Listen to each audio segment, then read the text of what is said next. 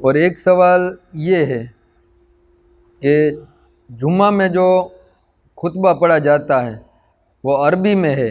اس لیے سمجھ میں نہیں آتا، کیا وہ دوسری زبان میں ترجمہ کر کے وہ دوسری زبان میں پڑھا جا سکتا ہے؟ تو اس میں علماء کرام نے یہ فرمایا کہ جمعہ کا جو خطبہ ہے، اسی طرح نماز میں جو صورتیں جو پڑھی جاتی ہے، اسی طرح جو اذکار ہے جو نماز میں ہے، اس کو دوسری زبان میں نہیں پڑھا جا سکتا، کیونکہ اگر دوسری زبان میں پڑھا گیا تو پھر ہر کوئی اپنے اپنے اعتبار سے پڑھے گا۔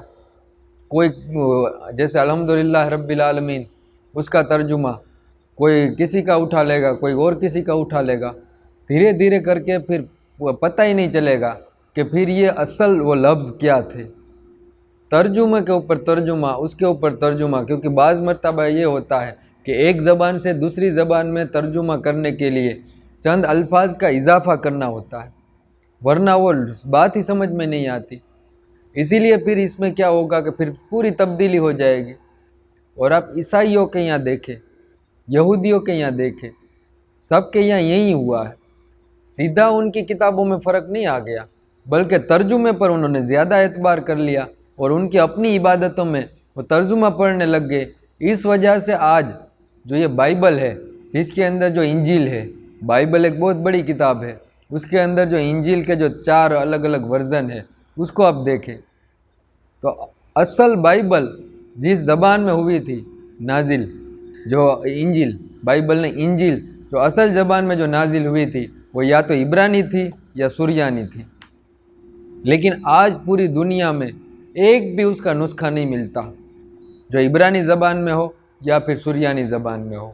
آج اگر کہیں بائبل ملتی ہے اور اس کے اندر جو انجیل ملتی ہے بائبل کے اندر، یہ پوری کی پوری انگریزی میں ملتی ہے۔ دھیرے دھیرے کر کے اصل زبان سے بھی ان کو واقفیت نہیں رہی کہ وہ کس زبان میں وہ انجیل تھی، کس زبان میں توریت تھی، کس زبان میں زبور تھی۔ آج ان کو وہ زبان کی واقفیت نہیں رہی، وہ کتابیں ہی نہیں ان کے ملتی۔ اسی لیے علماء کرام نے کہا کہ اس میں فرق نہیں کر سکتے۔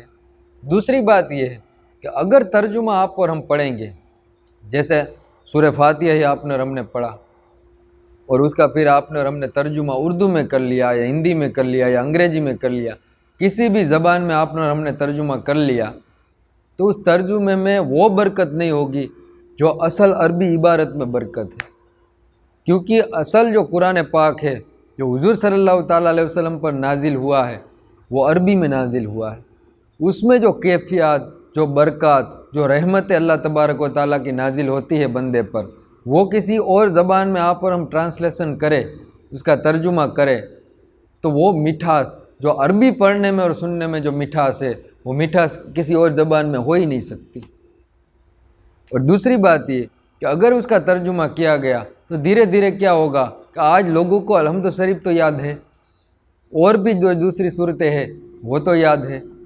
لیکن اگر دوسری زبان میں اس کا ترجمہ کر لیا گیا پھر کیا ہوگا؟ پھر یہ ہوگا کہ پھر وہ لوگوں کو پھر یہ صورتیں بھی یاد نہیں ہوگی۔ اسی لیے علماء کرام نے یہ کہا کہ جہاں نماز کے اذکار ہے، اسی طرح نماز میں جو صورتیں پڑھی جاتی ہے، اسی طرح جو جمعہ کے دن خطبہ پڑھا جاتا ہے، وہ چاہے کسی کو سمجھ میں آئے یا نہ آئے، پڑھنا تو عربی میں ہی ہوگا۔ اس پر اعلیٰ حضرت نے فتاوی رضویہ شریف میں بہت تفصیل سے بحث کی ہے کہ دوسری زبان میں یہ نہیں پڑھا جا سکتا۔